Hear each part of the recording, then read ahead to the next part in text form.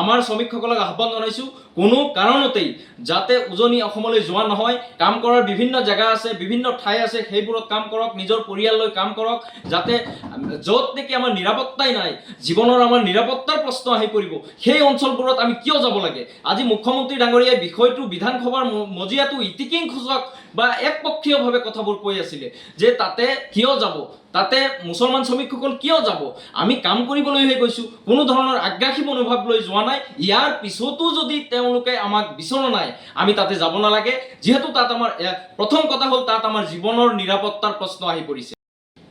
হয়, দুৰ্ভাগ্যজনক বিষয়। পুৱাৰ ভাগতে সামাজিক মাধ্যমত দেখা পালোঁ আমাৰ নামনি অসমৰ কেইবাটাও জিলাৰ পৰা একাংশ সংখ্যালঘু শ্ৰমিক লোকে উজনি অসমলৈ যোৱাৰ কাৰণে তেওঁলোকে প্ৰস্তুতি চলাইছে আৰু আমাৰ ঢেকীয়াজুলিত আহি উপস্থিত হোৱাৰ পিছত ইয়াৰে স্থানীয় কিছু আমাৰ সংখ্যালঘু দল সংগঠনে তেওঁলোকক উভতাই পঠালে।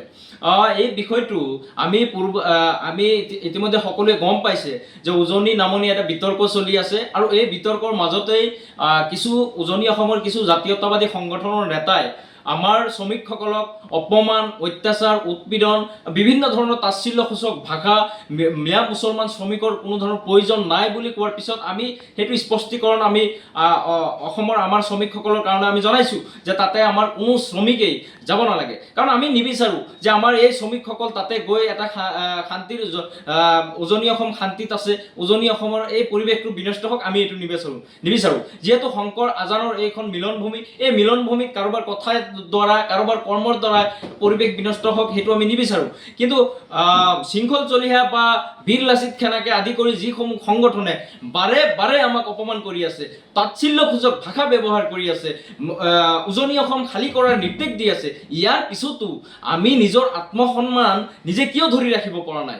আমাৰ শ্ৰমিকসকলক আহ্বান জনাইছোঁ কোনো কাৰণতেই যাতে উজনি অসমলৈ যোৱা নহয়। কাম কৰাৰ বিভিন্ন জেগা আছে, বিভিন্ন ঠাই আছে, সেইবোৰত কাম কৰক, নিজৰ পৰিয়াল লৈ কাম কৰক, যাতে য'ত নেকি আমাৰ নিৰাপত্তাই নাই, জীৱনৰ আমাৰ নিৰাপত্তাৰ প্ৰশ্ন আহি পৰিব, সেই অঞ্চলবোৰত আমি কিয় যাব লাগে। আজি মুখ্যমন্ত্ৰী ডাঙৰীয়াই বিষয়টো বিধানসভাৰ মজিয়াটো ইতিকিং-খোচক বা একপক্ষীয়ভাৱে কথাবোৰ কৈ আছিলে যে তাতে কিয় যাব, তাতে মুছলমান শ্ৰমিকসকল কিয় যাব, আমি কাম কৰিবলৈহে গৈছোঁ, কোনো ধৰণৰ আগ্ৰাসী মনোভাৱ লৈ যোৱা নাই। ইয়াৰ পিছতো যদি তেওঁলোকে আমাক বিচৰা নাই, আমি তাতে যাব নালাগে, যিহেতু তাত আমাৰ প্ৰথম কথা হ'ল তাত আমাৰ জীৱনৰ নিৰাপত্তাৰ প্ৰশ্ন আহি পৰিছে।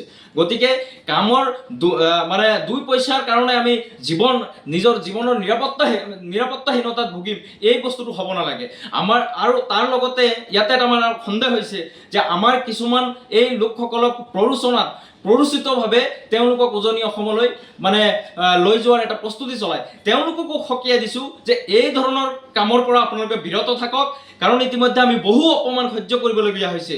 আমি এইটো বিচাৰিছোঁ যে উজনি অসমত যদি আমাৰ মানুহখিনি নগৈ তাতে যদি এটা শান্তিৰ পৰিৱেশ সৃষ্টি হয়, তেনেহ'লে আমি যাব নালাগে। হয়, বিভিন্ন ধৰণৰ তাচ্ছিল্যসূচক ভাষা ব্যৱহাৰ কৰিছে, শব্দ ব্যৱহাৰ কৰিছে। মিয়া শ্ৰমিকসকল খালী হোৱাৰ পিছতেই বিৰিৰ গোন্ধ নোহোৱা, এই ধৰণৰ শব্দৰে আমাক অপমান কৰা হৈছে। গতিকে আমাৰ আত্মসন্মান লৈ আমাৰ মাজত আত্মসন্মান থাকিব লাগে। গতিকে আমি ইমান নিৰ্লজ্জ নহয় যে আমি এই কথাৰ পিছতো তাতে গৈ আমি কাম কৰিম। ইতিমধ্যে তেওঁলোকে সিদিনা দেখিলোঁ ইটাভাটা উদ্যোগৰ সন্থা বা লাচিত খানাৰে বিষয়ববীয়াসকলে তেওঁলোকে আহ্বান জনাইছে ভোটাৰ কাৰ্ড, ৰেচন কাৰ্ড, আধাৰ কাৰ্ড, এই ধৰণৰ পৰিচয় পত্ৰ তেওঁলোকে বিচাৰিছে।